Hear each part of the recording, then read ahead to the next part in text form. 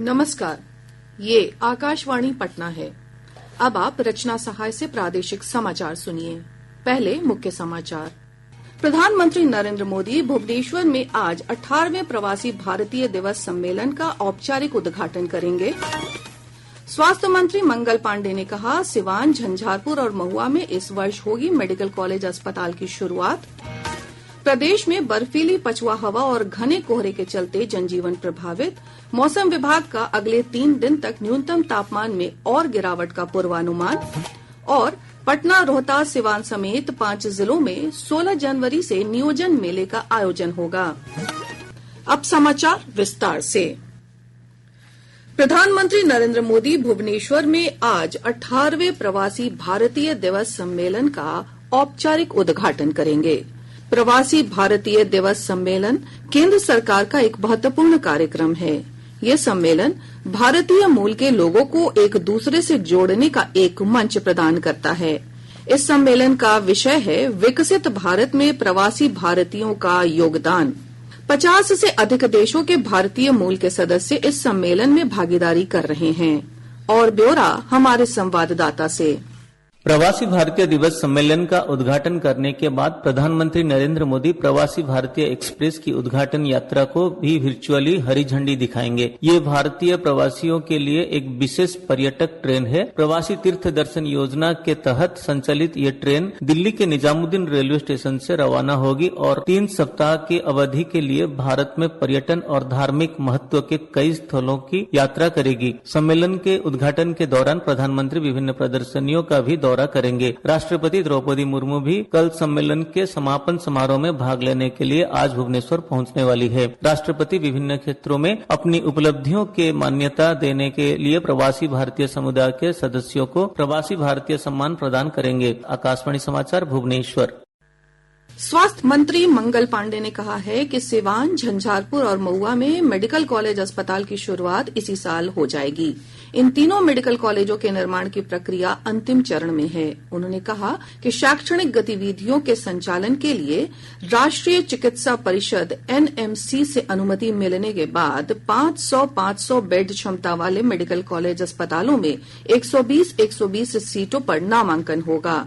श्री पांडेय ने कहा कि इन 3 मेडिकल कॉलेज के बन जाने से प्रदेश में मेडिकल कॉलेजों की संख्या बढ़कर 15 हो जाएगी। शिक्षा मंत्री सुनील कुमार ने कहा है कि चौथे चरण की शिक्षक नियुक्ति का विज्ञापन जल्द ही निकाला जाएगा। उन्होंने पटना में कहा कि सरकार शिक्षा व्यवस्था को बेहतर बनाने और छात्र शिक्षक अनुपात को राष्ट्रीय स्तर पर ले जाने की दिशा में लगातार काम कर रही है। मंत्री ने कहा कि सक्षमता परीक्षा पास कर 2.5 लाख से अधिक नियोजित शिक्षक अब विशिष्ट शिक्षक बन गए हैं। उन्होंने कहा कि प्रधान शिक्षकों और प्रधान अध्यापकों को भी जल्द ही नियुक्ति पत्र सौंपे जाएंगे। बिहार लोक सेवा आयोग BPSC से तीसरे चरण की शिक्षक भर्ती में चयनित अभ्यर्थियों की काउंसिलिंग 21 से 30 जनवरी तक के बीच होगी। तीसरे चरण में 66,000 से अधिक अभ्यर्थी चयनित हुए हैं। प्राथमिक शिक्षा निदेशक पंकज कुमार के अनुसार BPSC से आवंटित जिले में ही चयनित अभ्यर्थियों की काउंसिलिंग की जाएगी। महागठबंधन विधायक दल के नेताओं ने विधानसभा अध्यक्ष नंदकिशोर यादव से राजद और कांग्रेस के 6 विधायकों की सदस्यता समाप्त करने की मांग की। ये विधायक पार्टी छोड़कर दूसरे दलों के साथ चले गए हैं। इन सदस्यों पर पार्टी विहिप के उल्लंघन का भी आरोप है। मुलाकात के दौरान अध्यक्ष ने कहा कि ऐसे सदस्यों को नोटिस भेजा गया है और कार्रवाई भी की जा रही है। प्रतिनिधिमंडल में राजद के भाई वीरेंद्र, कांग्रेस की प्रतिमा कुमारी, CPM के अजय कुमार समेत कई अन्य नेता शामिल थे। प्रदेश में भूजल क्षमता में 2 लाख घनमीटर की वृद्धि हुई है।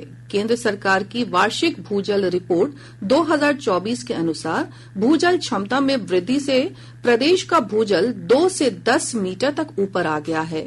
रिपोर्ट के अनुसार दक्षिण बिहार के बड़े हिस्सों में भूजल ऊपर आया है। जल जीवन हरियाली अभियान के तहत भूजल संरक्षण के लिए कई स्तरों पर योजनाओं का संचालन किया जा रहा है। इसके अंतर्गत नई तालाब की खुदाई, पुराने तालाबों और कुओं का जीर्णोद्धार तथा छोटे छोटे जलाशयों का निर्माण किया जा रहा है।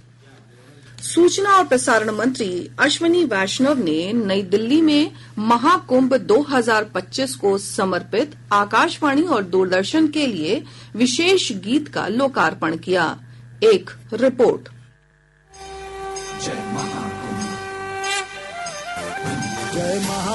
जय महाकुंभ, पग पग जयकारा महाकुंभ। आकाशवाणी के लिए इस गीत को रतन प्रसन्ना ने गाया है और संगीत संतोष नाहर और रतन प्रसन्ना का है। दूरदर्शन द्वारा निर्मित इस शीर्षक गीत महाकुंभ है को पद्मश्री से सम्मानित कैलाश खेर ने गाया है। इस अवसर पर प्रसार भारती के अध्यक्ष नवनीत कुमार सहगल, मुख्य कार्यकारी अधिकारी गौरव द्विवेदी, आकाशवाणी की महानिदेशक डॉक्टर प्रज्ञा पालीवार गौर और दूरदर्शन के महानिदेशक कंचन प्रसाद भी उपस्थित रहे। महाकुंभ का आयोजन 13 जनवरी से 26 फरवरी तक प्रयागराज में होगा। भूपेंद्र और सुपर्णा की रिपोर्ट के साथ समाचार कक्ष से शक्ति सिंह।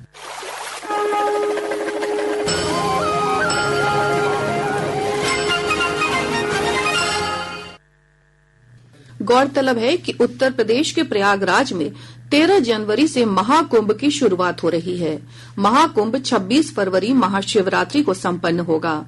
महाकुंभ में पौष पूर्णमासी, मकर संक्रांति, मौनी अमावस्या, वसंत पंचमी, माघ पूर्णिमा और महाशिवरात्रि को कुल 6 शाही स्नान होंगे। इस दौरान विश्व भर से 40 करोड़ से अधिक श्रद्धालुओं के प्रयागराज में जुटने की संभावना है। मुख्यमंत्री उद्यमी योजना 2024-25 के लिए 7,731 आवेदकों का चयन किया गया है। उद्योग विभाग से प्राप्त जानकारी के अनुसार 1,516 आवेदकों का प्रमाण पत्र सत्यापन में अयोग्य पाया गया। इस योजना के तहत कुल 9,247 लोगों ने आवेदन किया था।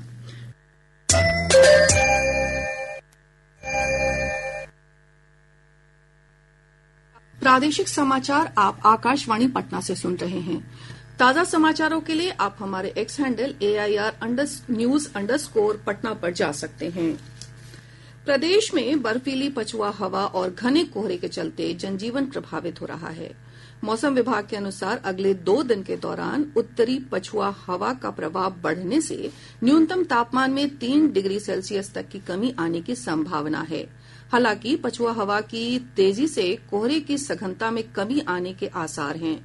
विभाग के अनुसार 10 जनवरी को हिमालय की तराई वाले क्षेत्रों में पश्चिमी विक्षोभ आने के साथ ही न्यूनतम तापमान में और गिरावट और घने कोहरे का पूर्वानुमान है। मौसम विज्ञान केंद्र पटना के वैज्ञानिक ने बताया कि अगले 3 दिनों के दौरान मौसम में किसी विशेष परिवर्तन की संभावना नहीं है।